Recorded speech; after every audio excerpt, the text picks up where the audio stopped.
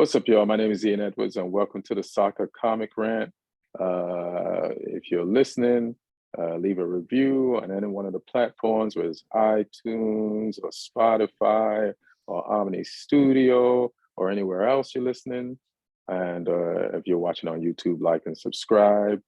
Yeah, leave some comments. And we also put out a tweet before the podcast with some questions. But today we're going to talk about the Conte sacking, England games, Balogun, and the USA. Will he join the USA? Will he join England? Or will he join, is it an African country, you said? Nigeria, I think he's Nigeria, well. Yeah, Nigeria. Nagelsmann and Tuchel and other international games. And we'll get to it. I want to introduce my co-hosts. We got Lee Hudson wearing his proud stand-up comic from England, wearing his Southampton shirt. No bad results in. So, he wears it whether or not the results are bad. So what's up, fam? The team that killed off Conte. Yes. Spurs murderers over there. Spurs stoppers, yeah. Like Conte was such a disdain of the draw, not even a loss to Southampton, that he just talked himself out of a job. Like he didn't have the courage to do it until you guys put that disgusting taste of 1 point in his mouth. And he was like, you know what? I'm out. And hospital bed was better. Yeah. Like I've had better gallbladders than this team. And we're gonna welcome Neil Chakravarty. Hey. How you doing, man? Chelsea fan. Listen, man, I know you didn't lose this week, but how do I put this, man? Like, so you had a breakup with your love at first sight, Coach Tuchel, and now you saw online. And now she's gone for real. That she's gone for real. You won't be able to get her back. Yeah. You know what I mean? So, so we'll discuss how you feel seeing the news posted all over Instagram by Tuchel that he got another man. And so we'll get to all of that.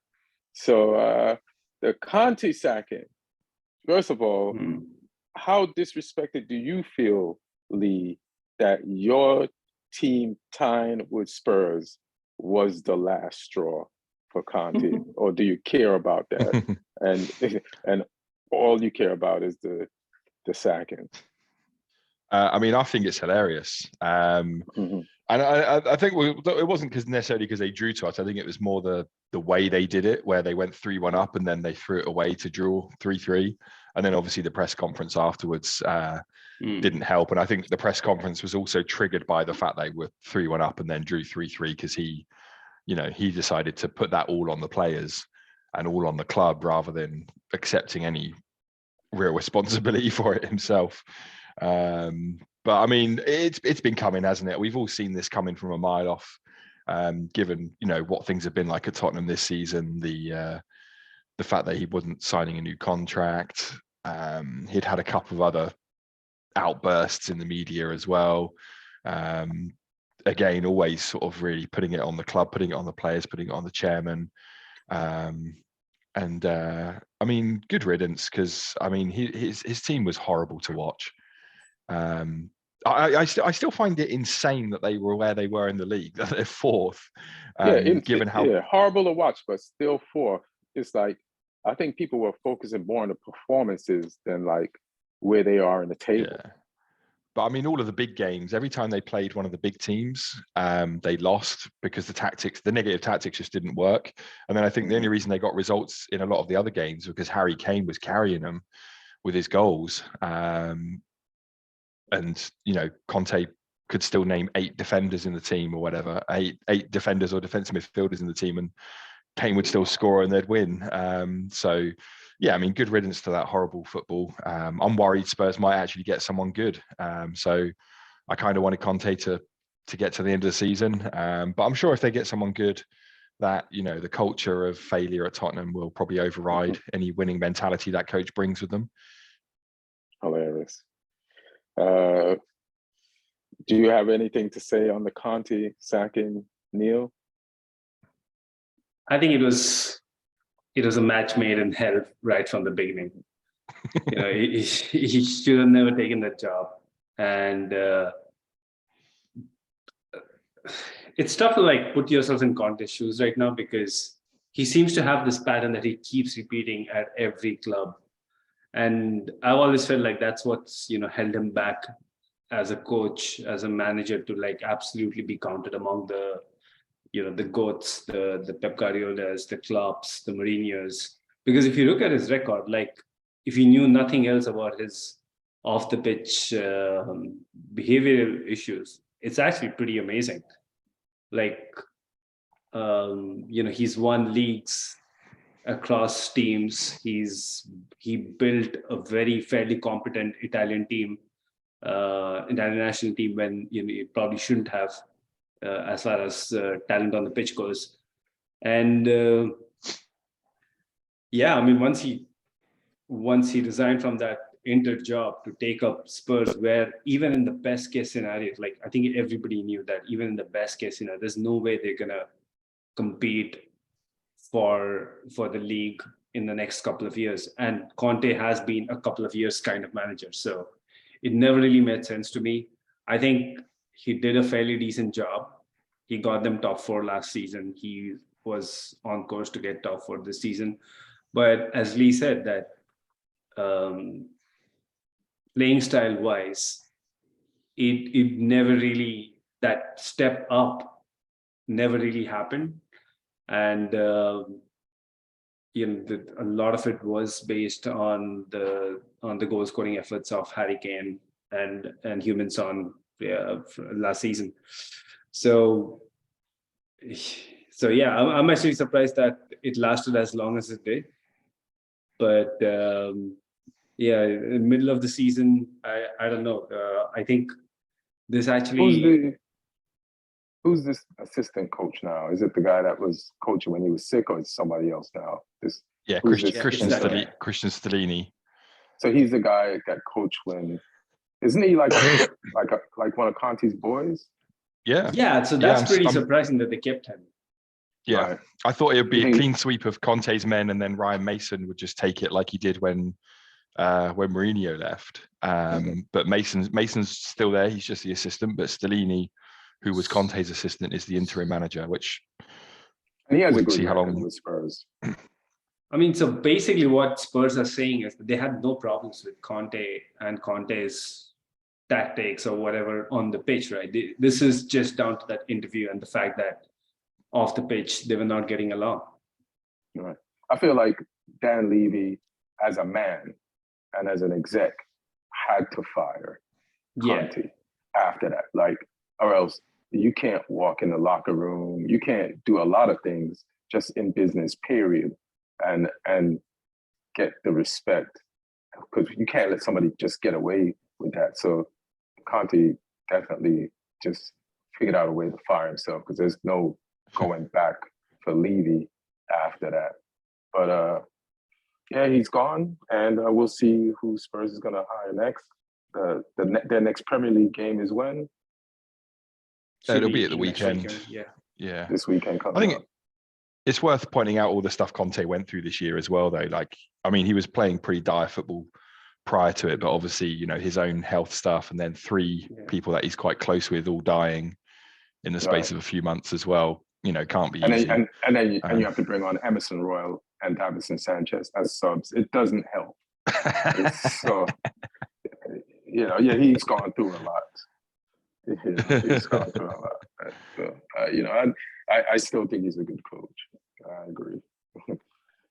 Sorry, Emerson, but you got the athletics, but you got to get this IQ part of your game together, bro.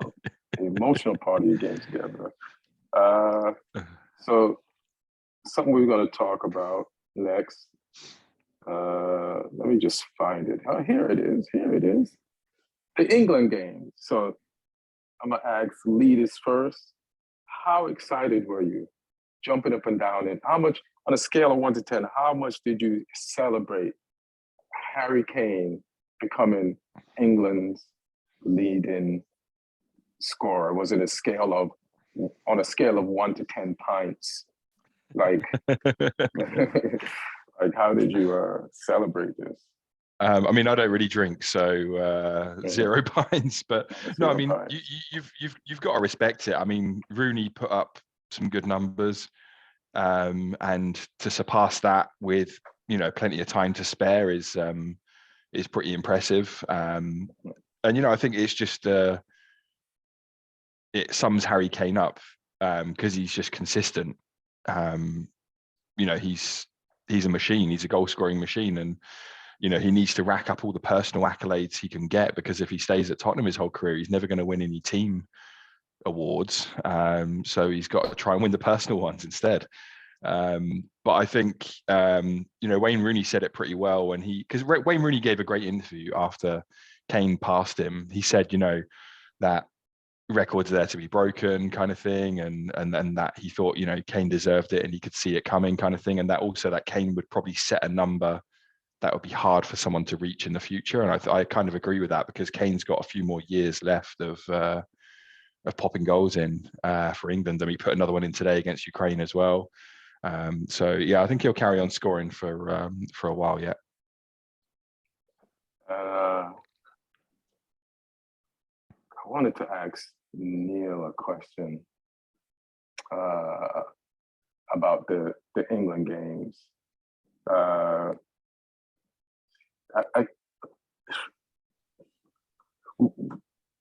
England beat Italy 2-1, right? And Southgate's getting a lot of criticism for that game. He might not get a lot of it for this game, but do you think the criticism of Southgate is warranted? Like, he went to Italy, beat Italy 2-1. They say it ain't the Italy of old Italy's, but I just remember it didn't matter what Italy we used to face as an England team. As long as it was Italy, we just psychologically didn't believe we could beat any team that had like that superior football country name brand. And here he goes there and he does it, and he's getting shit on, right? It was the first England win in Italy since 1961. 61, yeah. 61. Yeah. And it was in Naples. Right. Like, why is Southgate being treated by England fans the way Ollie was treated by Man United fans? Like, what is this Ollie vibe that Southgate is giving off, even though he's done things that other England coaches haven't done, and in tournaments that other England coaches with probably better players didn't do? Like, I watched so many interviews with like Rio and Lampard and Gerrard, and they all admit how bad they played for England. But yet Southgate has gotten a bunch of kids who are like, he's been raising them for a little bit now to play well for England, almost in tournaments. And you can't like pick some of the teams in front of you, and maybe the routes were easy, but I just remember England teams before that were just as good or better, finding a way not to win games and lose heroically.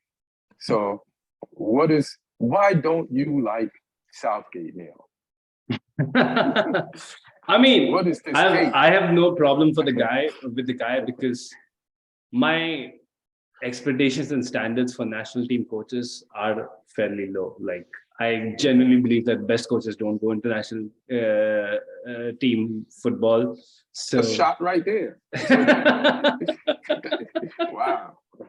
So I'm actually fairly cool with it, and I also don't have any stakes, because it's not some the only few stakes I have are like when Chelsea players go into the England setup, I just hope they come back not injured. Right. So but I feel it's also a thing that like the guy has been there for so long now that there is also this sense that familiarity breeds contempt. So if you're in a position for so long and you haven't won anything, it's fine in the first couple of years saying, hey, look, we reached the semi-final, we reached the final, which previous England teams, which are, the golden generation didn't reach to these stages. I think that leeway is fine for a little while, but after a while, it's like, okay, but at the end of the day, if you don't win anything, then you're just, what's the difference between you and the golden generation? Like reaching a World Cup semi-final is not something that you can hold up at the end of your career. So but it is way better than the golden generation. It looks better on Wikipedia, yes, but fans are still going to come out with a bitter taste in their mouth. Like they don't have that release of celebration that only comes from winning something. But you know what he had to do? He had to remove that film of filth that hung over England. Oh yeah, I get that. That's what I'm saying. And that's being ignored, and that was put there by players we love and admire that built the Premier League. Yeah. You know what I mean?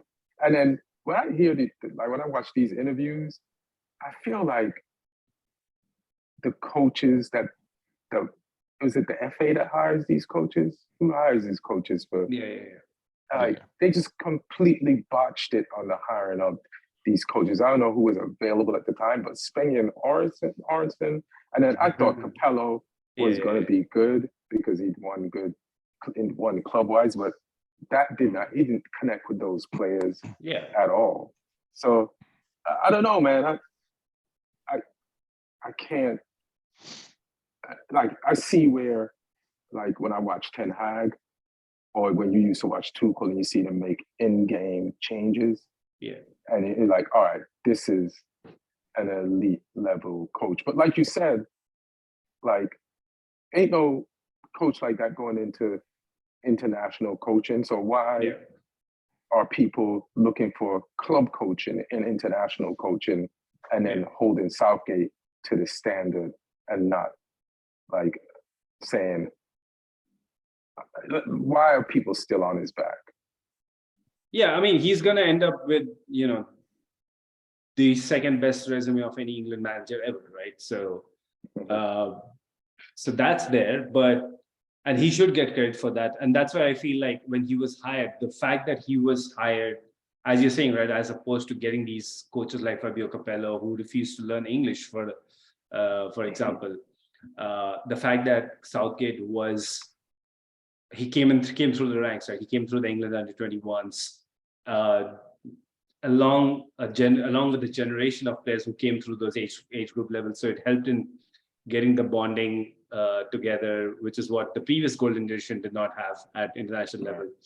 So he definitely gets a lot of credit for that. And even results-wise, he's been better than anybody we've seen for past however many years. They just shit on him for beating Italy. With 10 men. No, but what I'm saying is that's gonna keep happening until he wins something, because you either get satisfied by winning something or you get satisfied by the playing style, which is free flowing and what this team actually deserves. I think what's happening right now is a generation of England fans who have grown up not feeling the need to be, feel inferior to other national teams just because their own national team did not do a whole lot beforehand. They feel like, okay, we got the best players. What's stopping us? Why we got the best players in almost every position? What's really stopping us from asserting ourselves from minute one in every game and going on to win something? So other teams got good players too. Here's another thing I wanted to say, and anyone of you can answer this, is just something else to and I'm not saying Southgate is the complete article of a coach, and I think he's learning as time goes on, but the players, even against Italy in the first half, that type of football they were playing, it looks like the type of football you would want to watch. like, because I remember when Southgate would get results before, even a 2-0 or 3-1 or 1-0, it would be so boring, but they get the results. Even they dominated the ball, they didn't know what to do with it. But now that Jude is of age, meaning he just had to be 19 to be of age to be insert himself as a starter, and Henderson had to get older, and Calvin Phillips had to be injured, and what's our other midfielder from West Ham? Rice. Rice. You know, like that combination of like Rice, Bellingham, and any one of Phillips or what's his name from Liverpool, like fills in and lets those two like operate in a midfield and like show their skill and creativity, and they can help on attacks, but they're also really good defensively. And no disrespect to you, but getting Mount out of there takes away some of the boredom from our midfield and actually activates the team more. And then, like, so that first half against Italy, and then of course they're gonna come back. They're at home. They celebrated the life of Gianluca Vialli. They're gonna attack us. There's gonna be spells, but to lose a guy and then still play that good. And I also know, like, I'm not just being a Southgate flat earther. I'm also being fair when I'm saying that, you know, he's also had the benefit of right time, right place, meaning England, I think right now as a league has some of the best coaches, and his players are being coached by some of those coaches. So you reap the benefit of like everything that these players have learned and get to assemble them together and Voltron the shit out of the other teams that they come up against. But 6 points from 2 games is pretty good. Lee, do you have any reason why you and other English people don't fuck with Southgate like that? I mean, I don't mind him. I mean, these were probably the 2 toughest games in the group, and we've taken 6 points. Like I said, we won in Italy for the first time since 1961. Italy deliberately put the game in Naples, which is, you know, the most hostile city to go to in Italy. And, you know, we made light work of it until the sending off, and then it became a little bit tougher. But I mean, I've got no problem with what he's doing at the moment. And, you know, I think we're playing better football than we have done for a while. The Ukraine game, I watched the first half today, and then I had to go to a show. And the first half it sounded like it was all that was worth watching, because the second half was just us in cruise control after we got the goals. And we took a little while to get going today in that first half. But once we did, you know, Saka is just on a different level right now. You know, he's going all the way to the top. He's going to be one of the best in the world. And he's already, you know, starting to touch on those levels now. Like, he got an assist, he got a goal, and it's an exciting group of players. You know, there's obviously some older players, and it'd be interesting to see how they get replaced. And I still don't necessarily think we've got a world-class defense, but in certain areas of the pitch, we definitely have players who can do those things. So yeah, I mean, I'm happy with the job he's doing. It's certainly better than having Gerrard or Lampard or someone in there. There's rumours that one of those guys might get the England under-21 job, which is becoming available, and then using that as like a fine. path. I don't mind that. I don't, because if you're going to learn, because they need more experience. Yeah, and that's where Southgate learned. Like, I think it's a good opportunity for someone to learn how international football functions. You know, when you've only got, you know, to learn how to put training sessions on and develop a style of play when you only get them for these little chunks of time, and how to experience tournament football as well. Like, you don't want a manager who's learning tournament football at a World Cup. You know, having a manager that learns tournament football at an under-21 Euros or something is fine.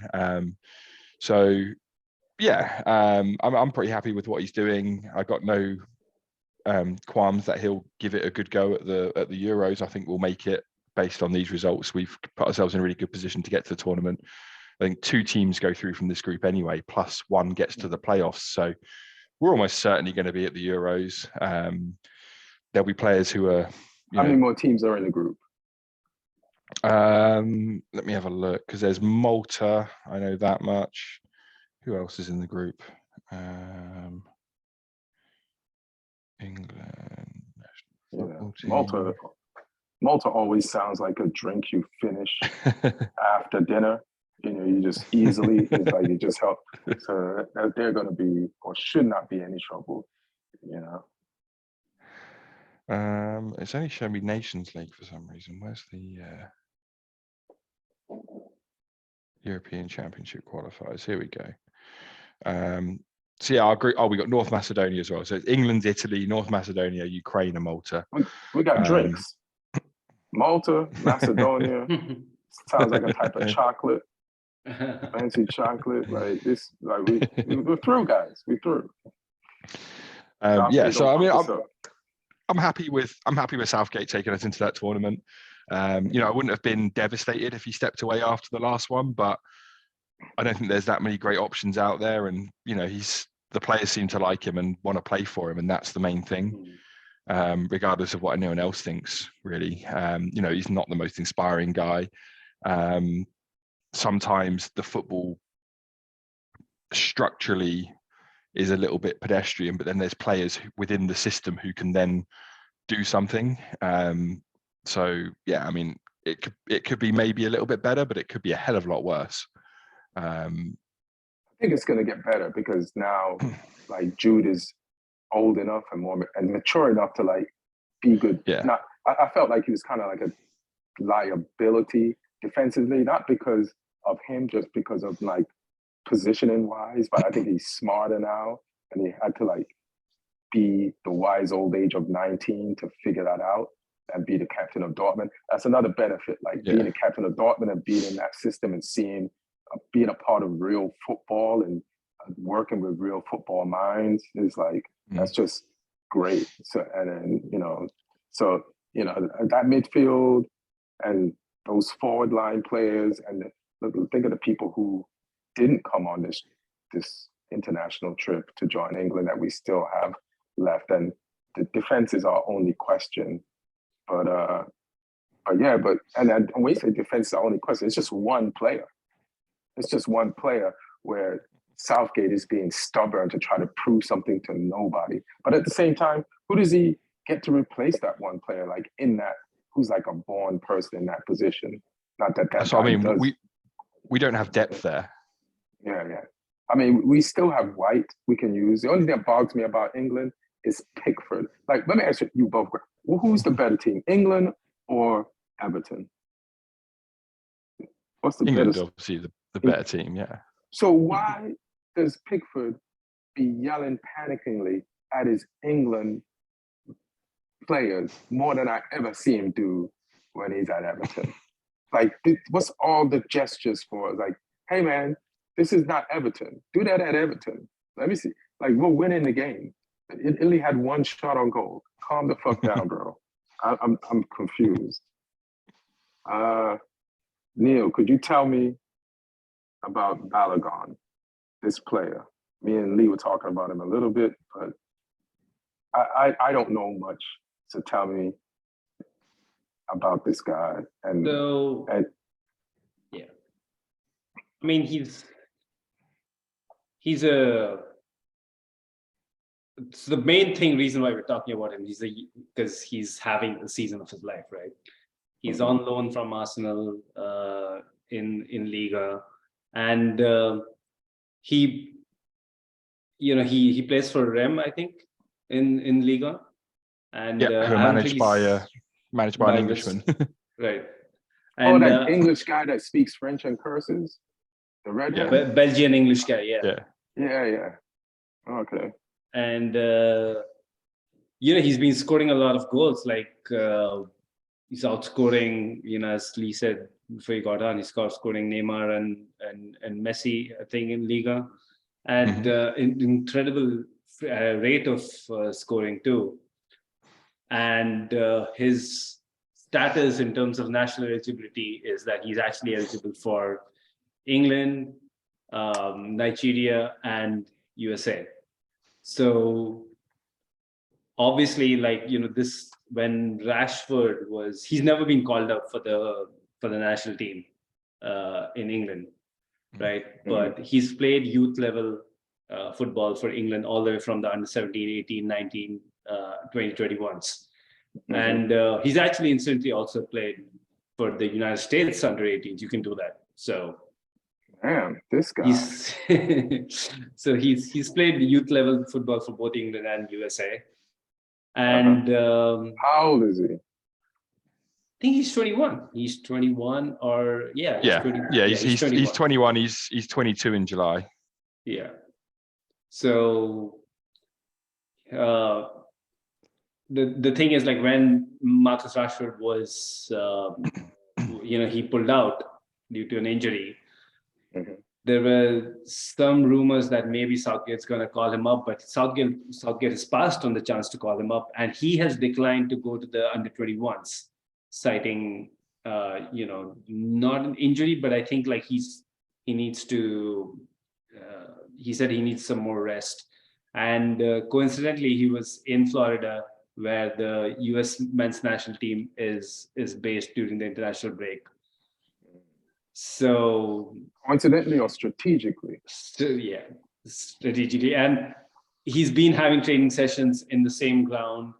And, there are Instagram posts that are going up where he's like, I'd like to be where I'm appreciated, stuff like that. So there's a lot of quoting by USA fans, by the USA establishment that's happening. They clearly want him. And he would make more sense, like from playing, like you look at England, right? England has Harry Kane as the number 9 for the near future, right?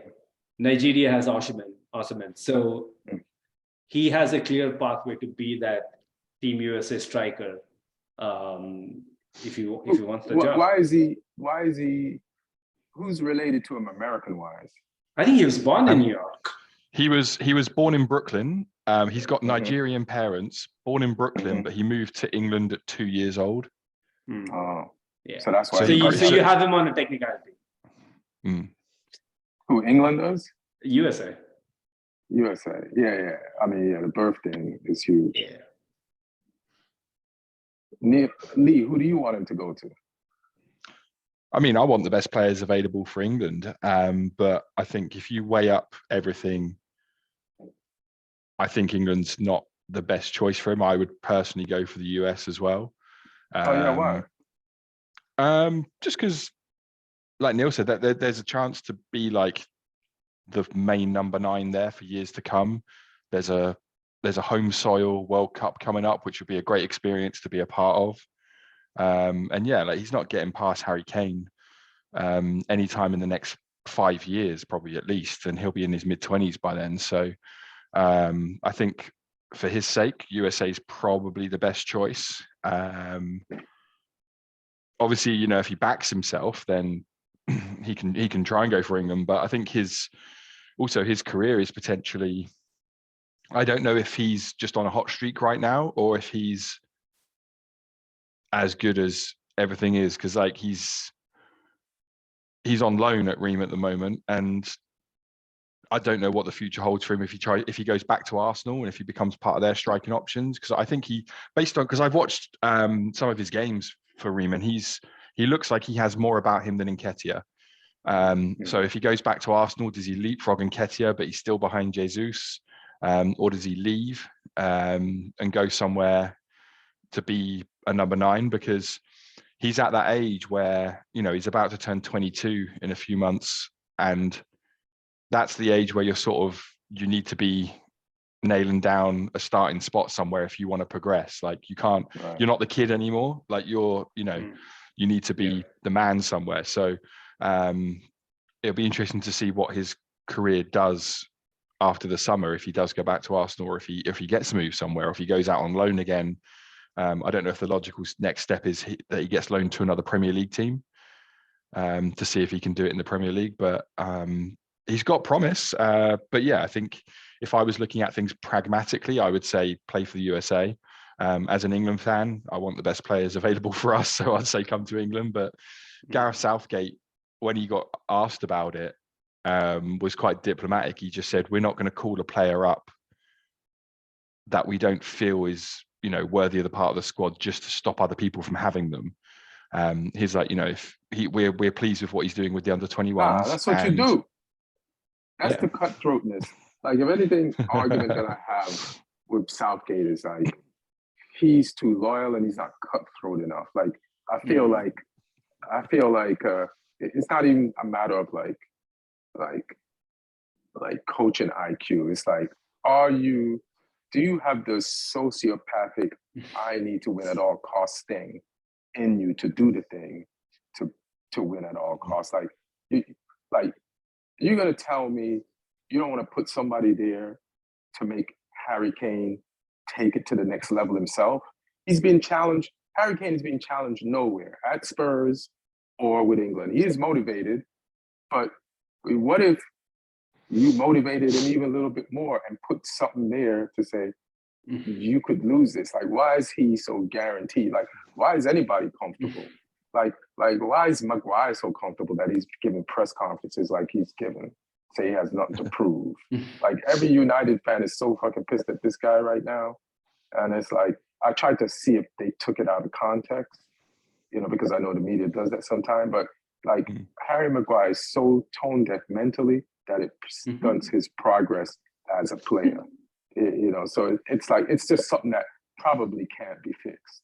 He needs to be like, debriefed and reprogrammed, like this, the mental slate, wiped clean and reprogrammed, so that maybe he can turn that like square box of stiffness into like a real athlete. But yeah, like Southgate is too English, and that might be his problem. You know what I mean? Like that honest English, loyal gentleman, where you just need some cutthroatness to take everything else to the next level. Let's go to Nagelsmann. Yeah, you can imagine if Jose Mourinho was just the England team manager, he would just get Balogun in, give him a substitute at 90th minute, have him on for 3 minutes twice, so that he's never eligible for USA again, and never just not use him after that. Yeah, because what if Harry Kane in the next few years is only getting older, just gets an injury, and you could have had this kid. Like, even for the World Cup, like, final, France could have won that if they didn't send Benzema home and Benzema wasn't pissed, and the coach wasn't so stubborn. It's like, that's why I kind of like Ten Hag, because sometimes he says stuff that I disagree with. Like they ask him about the Super League, right? And he's like, I always stay open to everything, which is like something you don't say, but he is open to everything. You know what I mean? And he is like, he will give you a chance, but he will cut you. And that's the type of mentality that Southgate needs to add. So I'm going to give this to Neil first. How hurt are you on a scale of broken hearts from 1 to 10 that Tuchel is now Bayern's coach? Well, I am halfway there, because of course, as I said, like, I'm really hurt because now it's real, right? Like, he's with someone else now. The breakup's real. there's no hope. I got news. There's no hope of a drunk text. I can't be drunk texting him anymore. So unless you're like Lukaku will drunk interview. But on the other hand, I'm kind of glad that he isn't going. No team in the Premier League has snapped him up, because that would have been painful to see him in the Premier League every week. Because I know he would have improved whichever team he goes into. So, yeah, I mean, good luck to him. He wasn't going to stay unemployed forever, so he had to go somewhere. And I guess Bayern Munich is the best job that you can land in these circumstances. It's definitely very harsh on Nagelsmann. He's had a pretty decent, I think, except for the loss to Villarreal last season, the Champions League just knocked them out, which, you can put on, that's a bad day. That's a bad couple of days for a manager. Apart from that, he won the Bundesliga. Yes, they haven't closed out the Bundesliga this season already, which is what they usually do by this time of the year. They still kind of take a decent amount of time. Yeah, like but I guess like away and then yeah, but I guess that's what Bayern expect. They expect you to have like a 10-point lead at this point of the season, which they don't, right? So, but he's still had a good record even this season. And you look at their games, 8 games in the Champions League, won all 8. This includes beating Barcelona twice home and away, and beating PSG twice home and away. I think Inter too. Was it Inter or Benfica this season? Because they beat one of them this season, the other last season. So he's had a great record, and they're playing Man City. It's anybody's game. I think they're both equally favored to win that tie. So it's definitely very harsh on him. I just feel that there are a few things that they didn't like. They said the results in the league. Maybe some players he's a little too brash for some players in the dressing room. Or I guess it just boils down to the fact that Nagelsmann is probably a top 10, top 8 coach in the world, and Tuchel's probably top 3, top 5. So they just went for that upgrade, even though it's probably not a huge upgrade. Yeah. Lee, did you hear anything about personally why Nagelsmann was fired? Like any, because this doesn't just hold up as like the Disney way that this has been like presented to us. I feel like there had to be something more that they're not saying. So I heard a little bit on ESPN, but I don't know if you heard anything. Yeah, I mean, Bayern's its own world in terms of the standards that people expect, and people will get fired for stuff at Bayern that they wouldn't get fired at other clubs for. Oliver Kahn, the ex-goalkeeper, who's now one of the sporting directors, he came out and said some stuff about there was a little slump in the results last season that worried us, even though they were winning the league. And then he said obviously the slump this year in the league worried them as well, and he's kind of pinning it on that.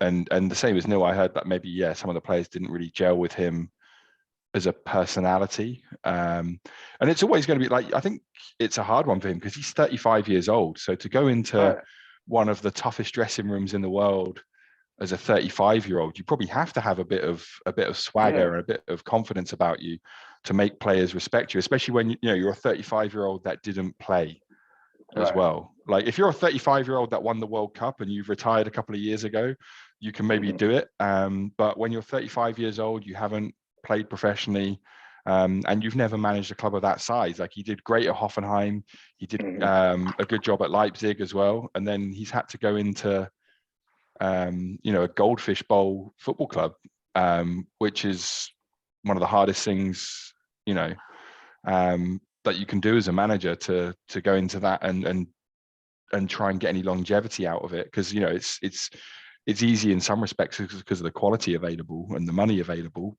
but there's different challenges at that level, and I think he'll have learned from that. It'll be interesting to see what his next move is, because there's talks of Spurs, whether he wants to lower himself to that. I don't know. Or there's talks of he now that Tuchel's at Bayern, that Real Madrid might have a look at him. But I'd quite like to see him in the Premier League just out of intrigue, because I think he's a very talented coach. And what I would say to Neil over Tuchel is, it's not over, Neil. It's not over, because Poch left Spurs, and then he joined he got sacked by Spurs. Then he went to PSG. And it didn't, he was there for a little bit. He won a league, and then he left, and now he might be going back to Spurs. So we famously had Jose Mourinho back for the round 2. So it can happen. Exactly. So who knows? Tuchel goes and wins a Champions League and a league at Bayern. He starts next season a little bit ropey. They fire him, and who knows? He'll be back once you fire Potter. Yeah, because of course we are gonna. It's not like we are a club that's not known for firing and having managers. And you clearly it's not over. Yeah, it's not over. He's with someone else for now, but it's not over.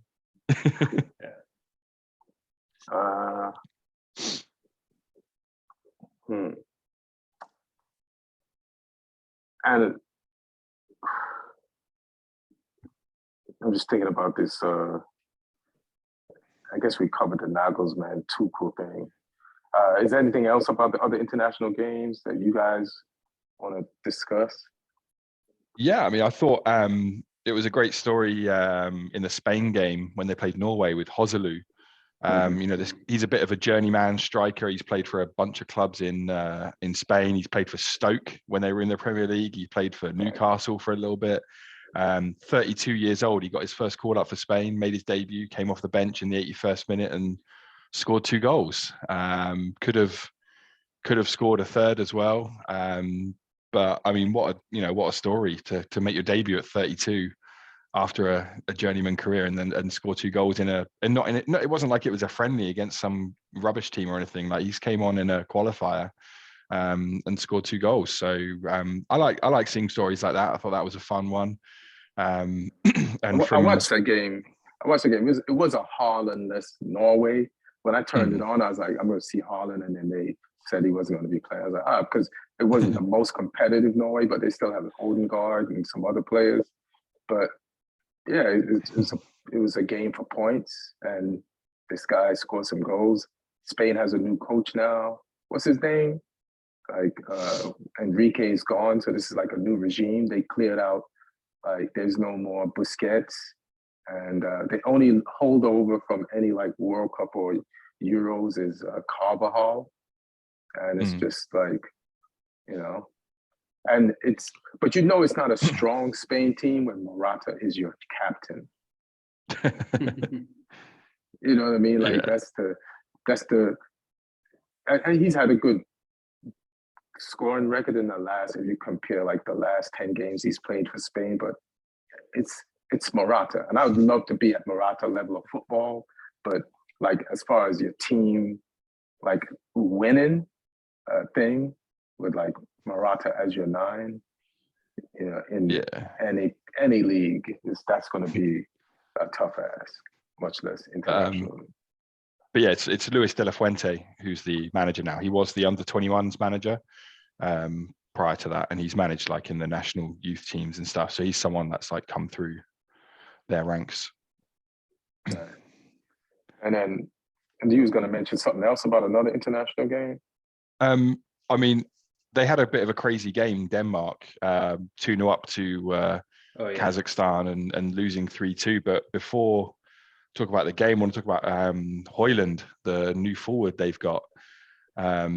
He looks Denmark. Yeah, he looks a real talent. He plays for Atalanta in Italy. He was at Sturm Graz in Austria. He was at Copenhagen before that, and when he was available in the summer, Southampton, apparently, according to Fabrizio Romano, he was one of the forwards we were trying to sign in the summer, and he chose Atalanta instead of us in Serie A. So, I mean, probably the right move for him. But who knows? He could be the player that we were missing. He could have been the one that would have kicked Shea Adams out of the team and scored some goals for us and got us higher in the table. But I mean, he scored a hat-trick in the first qualifier they played, and then he got 2 against Kazakhstan, even though they lost. So he's got 5 goals in 2 games. He's 21 years old. Then he looks a big talent. But yeah, they were 2-0 up today until the 76th minute, I think, and then Kazakhstan got a penalty, and then they turned it around fully for 3-2. And the player who scored the winner in the 89th minute, he then got sent off later on for elbow and so on as well. So he had an eventful game. Be trying to, at Southampton, trying to sign the goal scorers for Kazakhstan. That's what you also be trying to do. So you could pull this thing back. We could probably do worse. So, I mean, why is Southampton making it so hard to replace Shea Adams? Like, this should not be that tough of a task, you know? I don't know, like, but I mean, we how come Southampton has no one to push Shea Adams? I don't know. I mean, we tried to sign Ramos, the Portuguese guy, in the summer, and apparently we were close. We tried to sign Gakpo in the summer, and we were close, but couldn't get it done. And then apparently Rasmus Højlund as well. I mean, I just see he's 20, not 21. He's only just turned 20. So that's scary that he's scoring this amount of goals already. So Norway have Haaland, maybe Denmark have found theirs. One game that I watched too was I think we were talking about like Belgium versus who did they play? Netherlands, and they France, Netherlands. Was it France? Yeah, it was France, Netherlands, and and France trounced the Netherlands. Like France were as good as they played, and Netherlands were as bad as they played. Like the Koeman's it's his second first game as Netherlands head coach, and it's his first game that he lost as his first game as Netherlands head coach. But Netherlands, they got some issues. Like Van Dijk doesn't look like his best, and even at the end of the game, I don't even remember who this guy plays for anymore, because I don't know if he's got transferred from Barca during the January window or if he's still with Barca. But they never use him if he's still with Barca. What's the Netherlands? And he used to play for Memphis. Memphis Depay. Yeah, where is Memphis now? He's with Atletico. He's at Atletico Madrid now. Oh, okay. But I don't really see a lot of Atletico games. Yeah, he did go to Atletico, but I don't see nothing in the headlines about him or nothing like that. Because somebody had to play him. He's playing well. Yeah, all right, good. But he missed a penalty when they were down 4-0. Like, he didn't miss it, but the keeper saved it.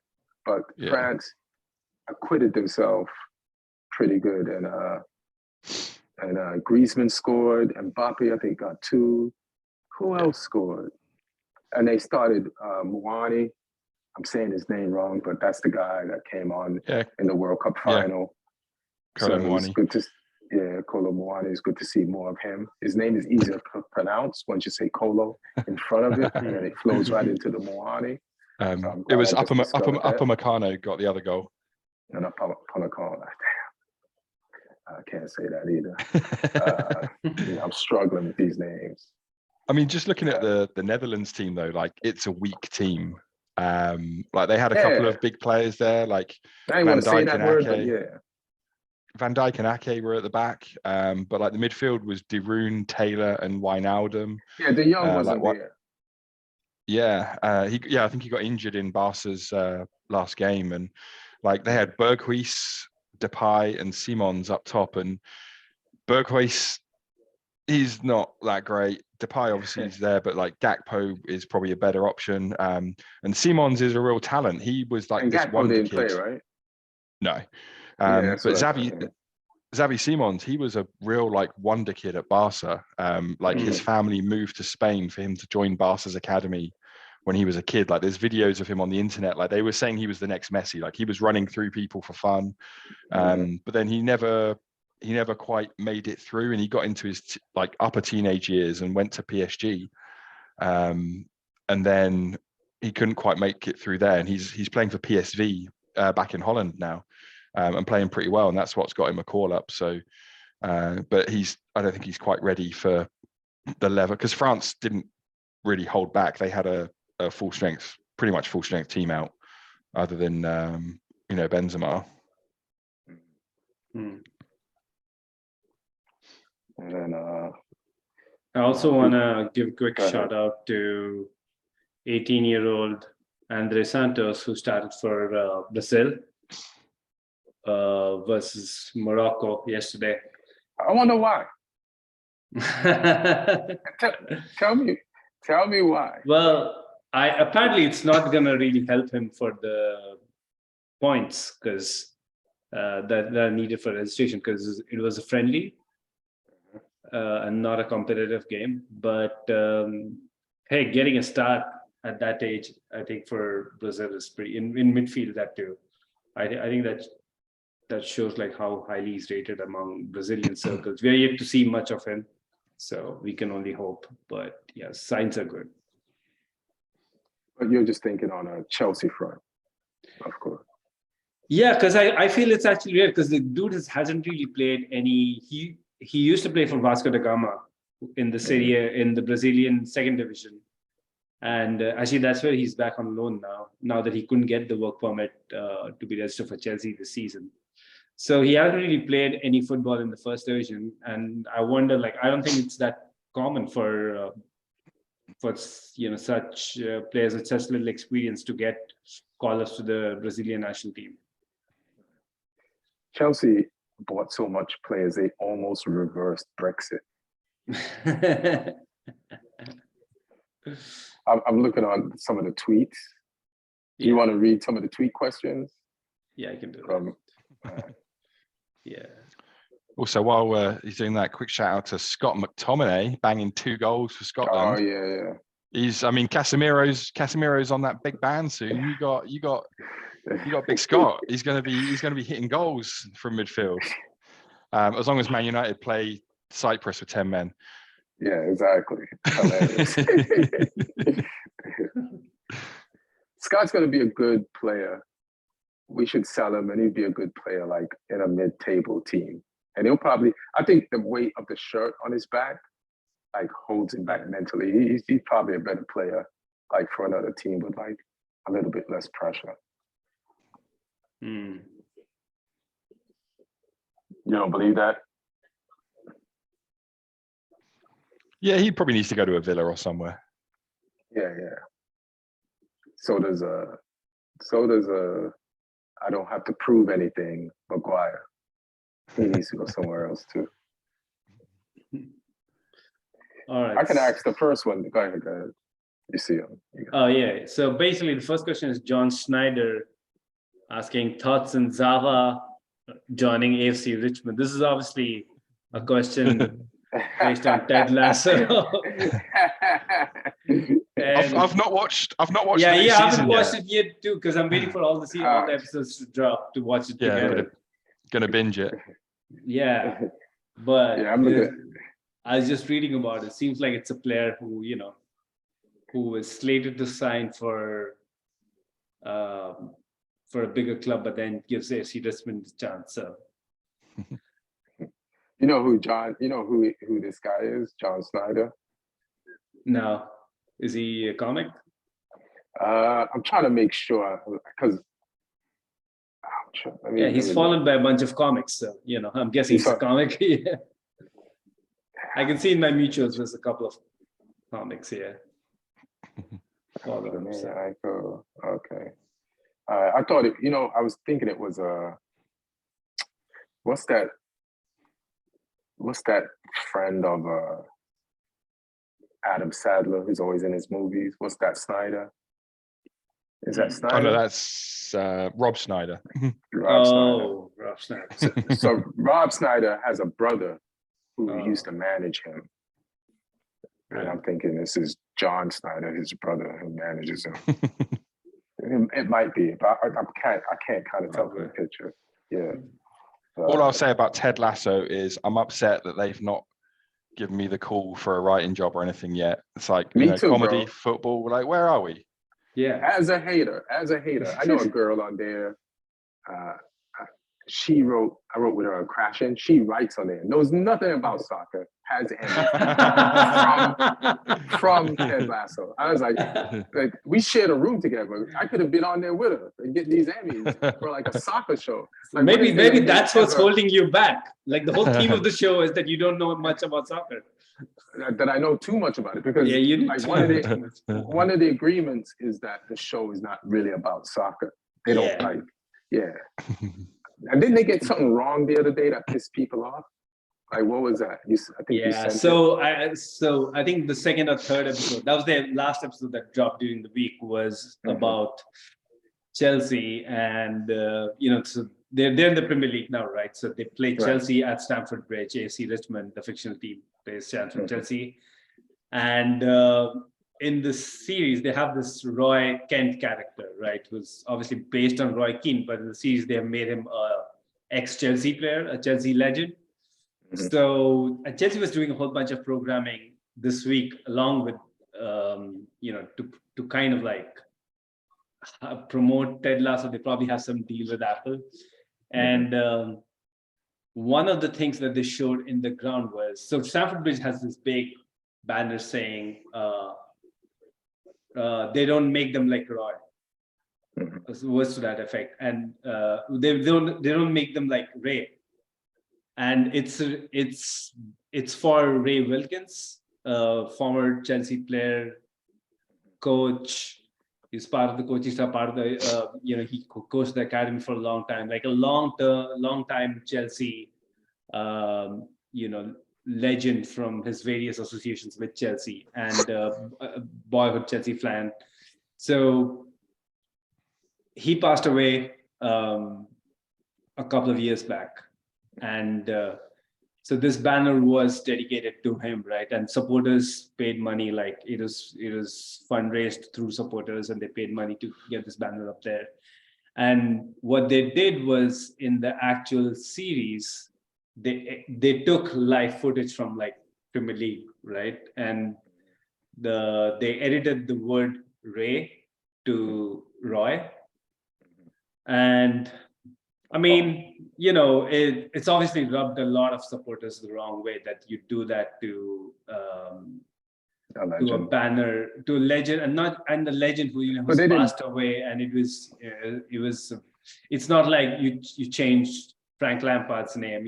It's a little bit of fun and games. It's jokes, but a little bit of sensitivity was not applied. So people got really angry. A lot of fans who don't like Todd Boehly for a lot of other reasons use this as an opportunity to train their guns on him. And he actually replied. It's probably his first actual football-related tweet. And he said, well, this deal was signed with Apple back in Q1 of 2021 or 2022, where these guys, under the previous ownership. And we had nothing to do with it. We are sorry that so many people have been hurt, and we are in touch with the Ray's family. That our focus is to make sure that Ray and his family are fine. And Ray Wilkins' son, actually, he replied back to that, kind of saying that what matters to us is the banner in the stadium. We don't care how it's portrayed in the TV program, and we obviously know it's got nothing to do with the new ownership. So, and here's my input. Like, if I was a writer on the show, that would have never happened, because of the insensitivity of that. And so this is why Ted Lasso, I'm right here. Clip it up. Right here, fam. Clip it up. Here, fam. I'm saying you're looking for like people that know football, and right, okay. What's this? To read this other question, I gotta bounce soon because I gotta. Oh yeah. Eleanor is taping her special. I'm gonna just open up. All right, let's do this. Okay, who should be the next manager of Spurs? Let's do it quick. Oof. Let's bad answers only. Let's add that to it. Tim Sherwood. Yes. Harry Redknapp. I was going to say Harry Redknapp. Teddy Sheringham was on TalkSport saying Tim Sherwood. The guy's insane. No, Martin Harris. That's my pick. Martin Harris, hilarious. Martin. He once has Newton, so it's tough to try to come up with a legit answer for a team that is fun to see fail. Like, how am I going to come up with like the right answer? Like to be concerned when it's more fun this way. So yeah, it's not going to be. You got any suggestions, Neil? I was going to say House and Hulu. I think an outside Lampard will never take the job. I think. Mm-hmm. But I would say that's one of my bad answers. I would say, well, wait till the summer. Watch out for Graham Potter. I think they got a good guy now. I'm just saying Nathan Jones is available. Hilarious. He's the best manager in Europe, apparently. So. Yeah. That's hilarious. All right. Thoughts on Tyler asked. Okay, the previous question was from Christian Breton. The next question is Tyler. The previous question was what? from Christian Breton. Okay. All right, so next question from Tyler, who's obviously a Liverpool fan. He asks, thoughts on Liverpool making the top four with Conte gone now? International break came at the perfect time for the Reds. Yeah, I think I've always backed Liverpool to get that final top four spot. And even the Spurs seems like they've gotten a bit of a run going. I still feel they're so inconsistent that if you can just get a couple of games going, you can go past them by the finish line. You trust I this don't Liverpool team like that? Go ahead. I don't trust Liverpool or Tottenham. That's the problem. Yeah. But who do you trust more? I guess is the question. Newcastle or Brighton? Newcastle could be the ones to take it. I mean, because Liverpool, like, how do you go from beating United 7-0 to losing to Bournemouth? Like, that's messed up. And Tottenham, It's messed up I mean, that you Tottenham. brought that up. I mean, Tottenham though, like, I mean, who knows? They could actually start playing some positive football and attacking football, and utilizing the talents in their team now that they've got rid of Conte. So it's a bit of an unknown at the moment. I think out of Newcastle, Liverpool, and Tottenham, Liverpool have the best team, but they're so inconsistent. So yeah, if they can hook it up, I think they can do it. But I think it's going to end up pretty close between those three, between Newcastle, Liverpool, Tottenham. All right. I don't want to call it. Yeah, it's a tough call. Like, I don't trust the inconsistency of Liverpool. Like, why would they all of a sudden, like, how much of the season is gone and this is their form? Their form has been inconsistent, like, up until now, and it's like 10 games left, and all of a sudden they're going to get this consistency.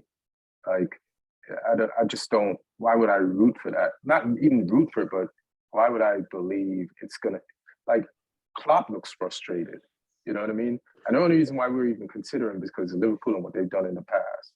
But I'd put it more on Newcastle. They're points ahead of Liverpool, and they would fight for it. And then Tottenham with this new guy, the way they play better with him than with Conte. I think Conte probably added too much stress to the Liverpool players because he's Conte.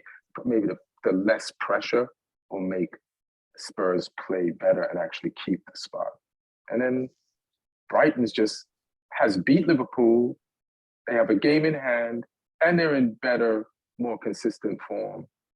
So, yeah, I thought Liverpool was going to win the Premier League at the beginning of the season, but I wouldn't mind them missing out on top four now. That's all I got to say for that. Next question is from Mike, who asked, is Saka the best Premier League player of the season? Over longevity, I can't think of anyone better because Rashford had a poor start, was poor at the start of the season. Well, all I'll say is, how can you not think of anyone better when we have somebody who's going to smash the Golden Boot record by a big margin? He's probably scoring a bunch of goals every week. Talking about Haaland? Yeah. Yeah, and then Kane is behind Haaland. And then I don't think Rashford had a bad start to the beginning of the season at all. You know? Like, how many games back are we talking? Like, Rashford's been on point pretty much the whole year. It's actually picked up as the season has gone on. So, yeah. Saka's good, but he ain't like the best Premier League player this season, you know? I think he's not far off. I mean, the guy's been laying on a bunch of assists as well. But I mean, Haaland's numbers are insane.